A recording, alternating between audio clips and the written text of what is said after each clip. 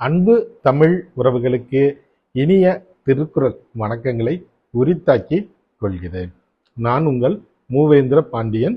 நாளொரு திருக்குறள் வரிசையில் இன்றைய தினம் பொறுப்பாளில் 42வது அதிகாரமாக உள்ள கேள்வி என்ற அதிகார தலைப்பின் கீழ் அமையப்பெற்ற 416வது திருக்குறளை காணப்போகின்றோம்.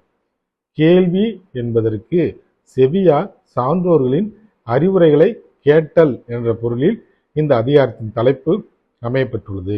இப்பொழுது 416வது திருக்குறளை காண்போம்.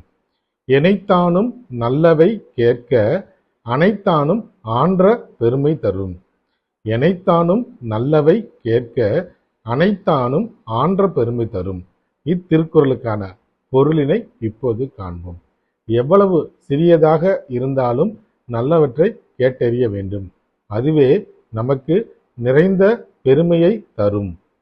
மீண்டும் பொருள், எவ்வளவு சிறியதாக இருந்தாலும் நல்லவற்றை கேட்டறிய வேண்டும். அதுவே நமக்கு நிறைந்த பெருமையை தரும் என்பது இத்திருக்குறளுக்கான பொருளாகும். வள்ளுவரின் வழியினை பின்பற்றி வாழ்வில் வெற்றி காண்போம். வாழ்க தமிழ், வளர்க தமிழ்நாடு. நன்றி, வணக்கம்.